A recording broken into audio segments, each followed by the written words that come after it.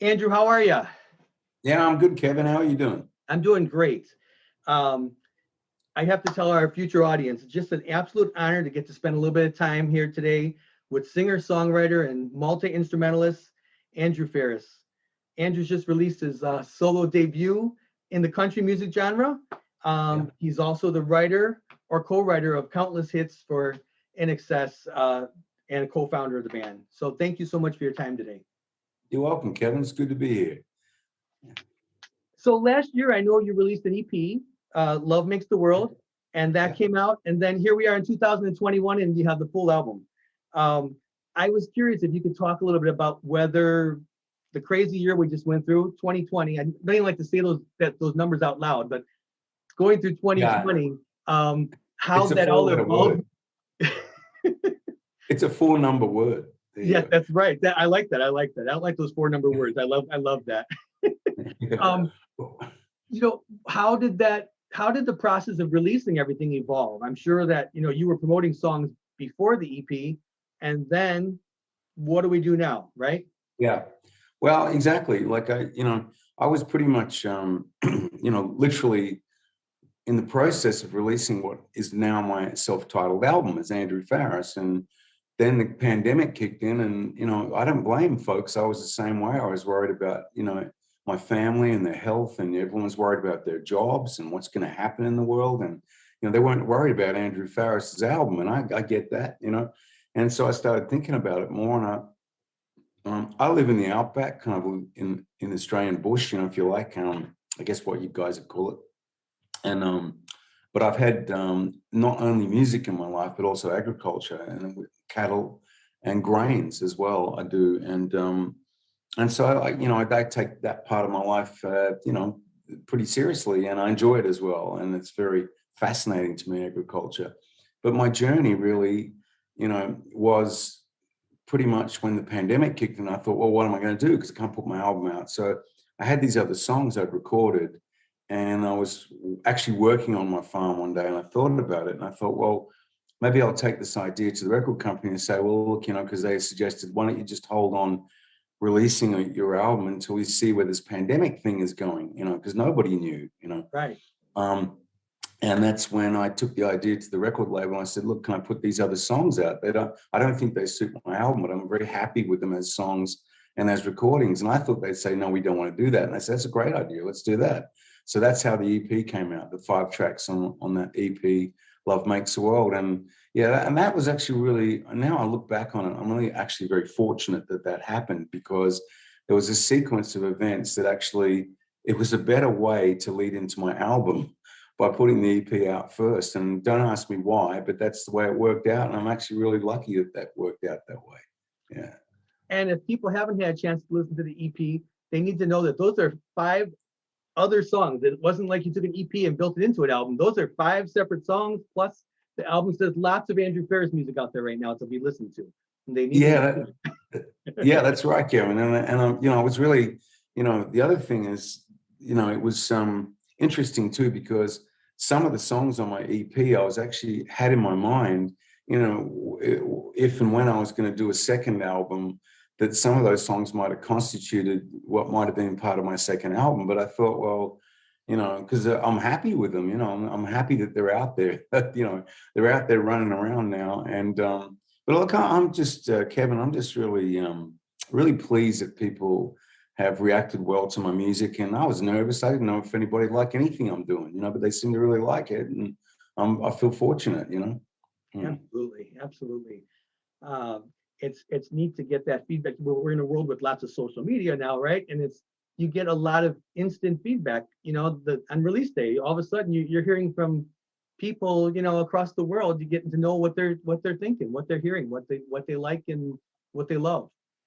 Yeah, that's right. And it's all this sort of technology, electronic technology that we have that's enabling people to communicate and access all this information, but hopefully also helps people to feel less lonely, during a very difficult time that we've all been through in the world. And I think that communication thing is a really important thing. And ironically, a lot of my album lyrics, which, I wrote a lot of this stuff before most of it, all of it actually, before the pandemic kicked in. A lot of my lyrics actually are about, in the old sense, old frontier world. Right. Yeah, right. And we're Australian history, US history, say Canadian history, lots of other countries too, have this where Europeans, were sort of clashing with other cultures and moving around the world. And I thought that's a really interesting place as a songwriter to start thinking about that more, because a lot of the things that have led us to our journey right now in 2021, have been things that have, happened in the past, even though I know it's the past and you've got to live in the moment, and there's always, the future if you're fortunate enough. But what I'm saying is that I found that those inspiration for my lyrics were coming from a place I never expected, which is from, over 100 years ago, before electricity. And yet here we are talking on this technology, right? Right. And I think when you did the videos for the album, that even brings it back further with the locomotive train, and, Yeah. and all the different things and the wardrobe and the timepiece, all the different things that you incorporated from a day long ago. It was very fascinating and very neat to watch that. It just connected everything together, connected the concept of your album, it connected the songs, and it connected the inspiration from a century ago. Yeah, that's right. Because just because something's new, and I mean technology included, doesn't necessarily mean it's better. Right. I agree. Right. Like some things will never change. I mean, for example, you can't eat a smartphone. You will be eating food, and you will need good water in 100 years' time. That's just a fact. Right. And what we call is modern and new. In 10 years, 20 years time, there'll be something else that's new, what they call new, But the important thing is, if you look backwards in time, the important things I think to learn from history is the things that are good that have happened and why those things happened. Is to learn from that, to me, is so important, for the earth, is to learn from what has been a success rather than failure, with people, Well, as an agriculturalist, that you see that every day, that you realize what we put into the earth, we've got to be careful about it, and we've got to take care of the earth to make sure that we have it for many, many years to come, and to share generations. So yeah, that's exactly, and I think the ancient cultures knew all this, in the old days. I think they knew all this, and because they just knew it. And part of my journey for how I ended up doing this was, as you know, I'm a songwriter. I've always written songs, and I have written songs over a long period of time since I was a teenager, and more recently, I can't help it. I write songs. I keep writing, and I like the process of songwriting as well, and I like collaborating as a songwriter. It's not all about me. I like, someone said to me, "Why do you write songs with other people?" I said, "Because life's not just about me. I'm interested in what other people think." I like sitting with them and talking to them about what their journey is and how they're feeling, and and from that, sometimes you get a much better song because you get this really cool combination of ideas that, the flow, especially in the lyrics, sometimes can be really awesome because the flow of the lyric, is really two or three, two people, I think, that is the best combination personally. But you get that really nice flow in a lyric where, you can tell that there's more than one idea going on sometimes. I find that fascinating. But musically, it's important for me too. But I'm comfortable writing by myself as well. Songwriting by myself. I think a lot of my journey that I got on for this was, as a songwriter, I started re-recording older and newer songs that I'd been assembling because the demos I had were rough, and they were from different time periods. Some, one of the songs there are actually, I can see you've got INXS's Kick album up on the wall behind you. One of the songs on my album, called Come Midnight, actually I wrote around about that period of time, and it just sat there for years. And then my wife, Marlena, God bless her, she put this demo of the song. She always liked the song Come Midnight on her phone as a wake up call, and for me, it literally was a wake up call, because I thought, why does she keep putting this thing on? Every morning I go, oh no, well, there it is again, and then I realized, look, wake up, dummy, she likes it, and that's why she's got it on her phone. And I was like, okay. So then I retracked it. And that's part of where my journey began as well, as I just started retracking older things and much newer things. And then it all really came together for me in a big way when I'd already been working on, like I said, on songs, but lyrically, I thought if ever I was going to put out an album, I wasn't quite sure where I would actually begin with it, because, okay, what do I do? Okay, I put out 10 or 12 tracks, maybe someone will like them, and it's all very random, and I'm an older guy, are they going to like all this stuff? I mean, what am I doing? And it was a horse riding trip that Marlene and I took, because her family's from Dayton in Ohio. We went to Nashville, where I was re-recording some of this work that I was doing. And then we decided to take a horse riding trip down along the Mexican border, where New Mexico and Arizona meet, and where the Chiricahua Mountains are. And we met up with an old cowboy guy down there, and his wife, Tam. Craig Lawson is his name. Sadly, he's passed away now. But Craig gave us a big education on the wilderness area through there. And because I live out, I live out back, and I live in the bush, and I have animals, I have, cows, horses, and all that stuff. So I literally am a cowboy in that sense, and I've done that for a lot of years now. So we started riding horses around this wilderness area, 6 hours a day, 6 days straight. And, we were riding through places like Skeleton Canyon and the other places that Craig and Tam would take us to. You could see old stagecoach routes still in the ground. And I don't mean like modern vehicles. I'm talking really old things, old abandoned silver mines, old abandoned US cavalry forts, the tumultuous history of the area.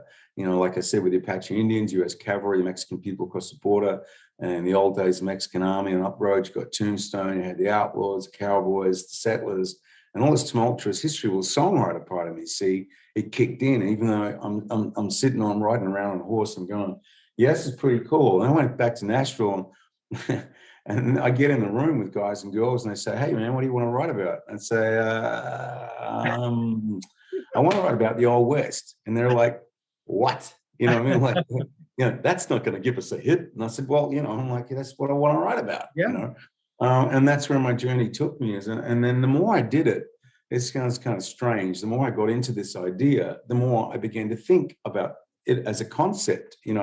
I could not only write the lyrics around, an earlier part of history, but tie in, some modern concepts with older concepts. And then, the same with the entertainment part of it. If I'm making videos, I could think I could have vaudeville characters or cowboys or whatever, and actually put all this on stage or in a video.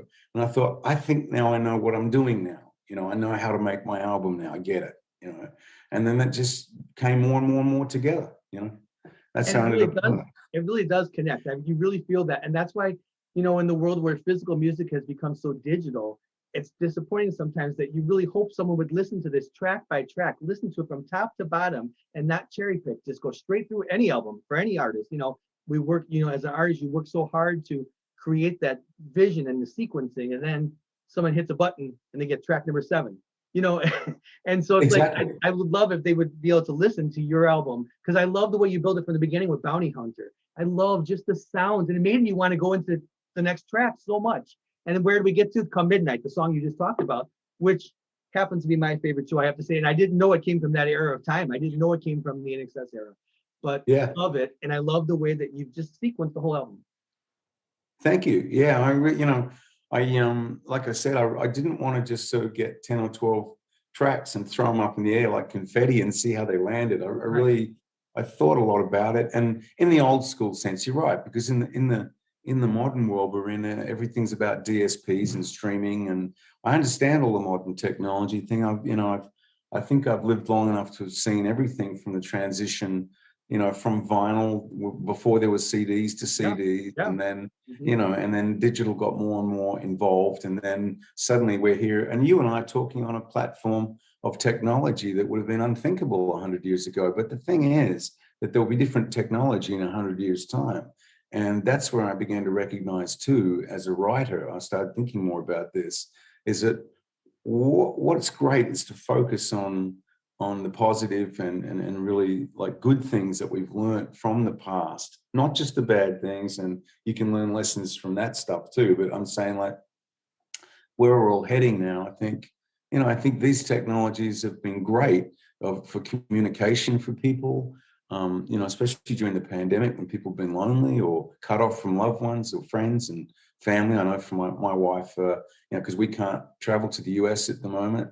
Right. I'm speaking to you from Sydney, but her family's back there in the US, and I have family in the UK, as well. And but we can't just go and see each other like we used to, just like that, but these sort of technologies are good in that sense. They're really good. Yeah, thank goodness to have it, that we can have it to do things like this and to see family during a difficult time in our history, for sure. That's right.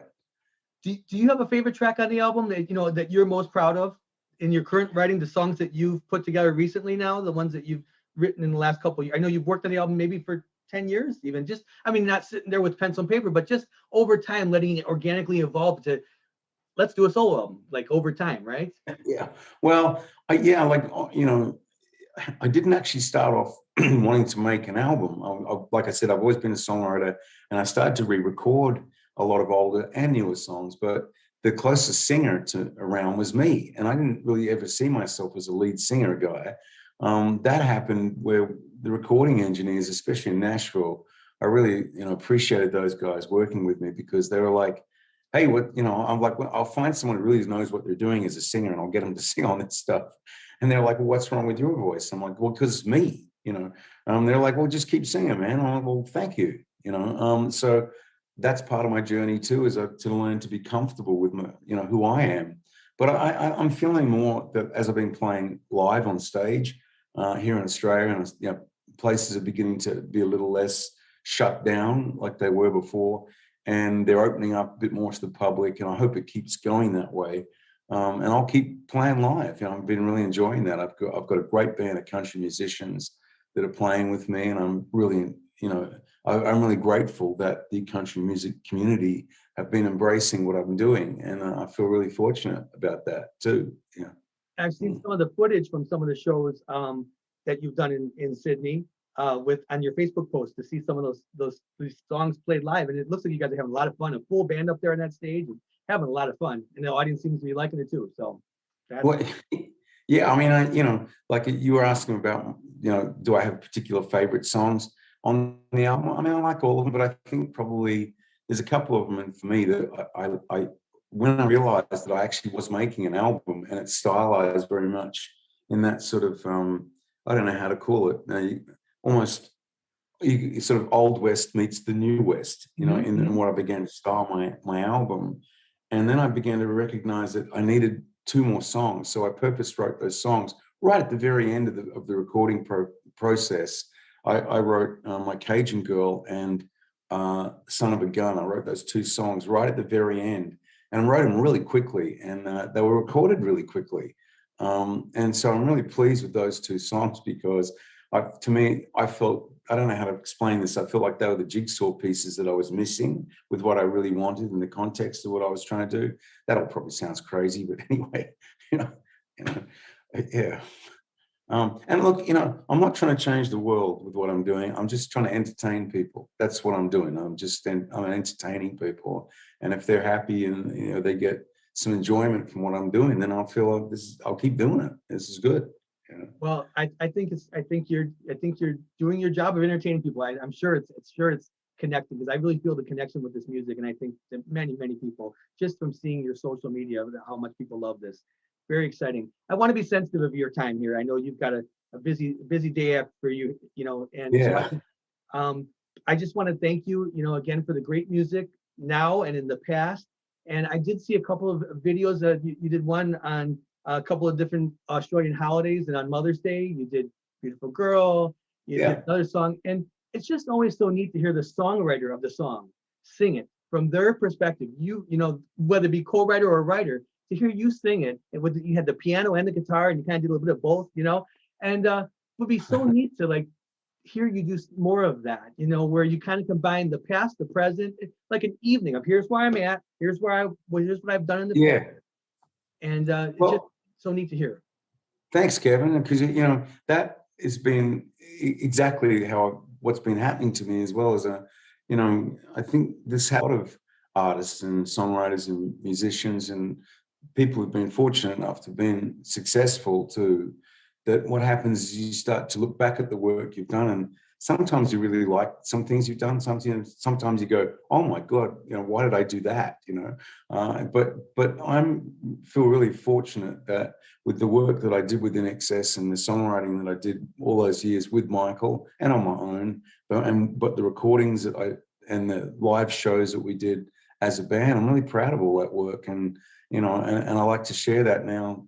If I'm playing live on stage, I'll play something. That's not always the same songs, but I'll move them around a bit, and I can tell the audience loves it when I play that stuff. So that's all good. It's entertaining people. Absolutely.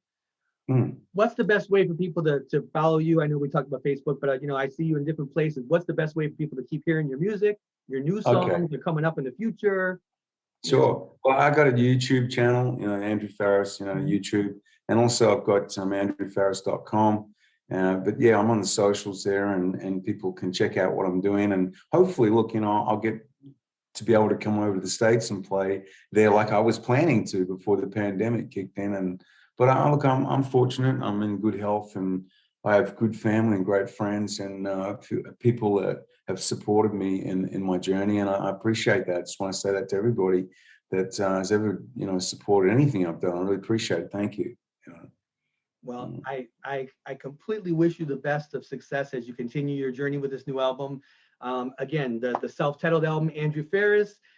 You can go to the website to purchase it. Also, if you want to buy a physical copy, like I want to, I think I want to have my physical copy of it. I'm old school, so I want to. If that's the way I want to do, I'll go straight to the website and purchase that. But so hopefully people will spend the time to listen to it track for track. I encourage people to listen to it from the top to the bottom. You have to. You have to. Yeah, thanks, Kevin. And I'm glad you brought up the vinyl, because when I first thought of doing this, a couple of people said, "Why do you want to do vinyl?" That's just like, I'm like, well, I got, there's something about it. It's tangible, it's physical. You buy it, you can actually touch it. And there's something cool. I think the audio quality on a vinyl is really good as well. I agree. And they sound good. And I went to a lot of trouble, as did my wife Marlena, and I went to a lot of trouble to make the artwork for that a little bit special as well, with the photography. The actual physical vinyl itself has some incredible artwork by a good friend of ours, Kiki Kiana. She did all this artwork on it, and it's just, to me, it's a work of art. The vinyl that she did. Have you seen the vinyl at all? I have not seen the vinyl. Yeah, okay. You should check it out. It's pretty cool. Yeah, but Kevin, I got to go, man. It's been nice talking to you, and you take care over there, and safe travels to you and your friends and your family. Thank you so much, and thank you for your time and for all the great music, Andrew. You take care, okay? You too. Yeah. Good luck. Yeah.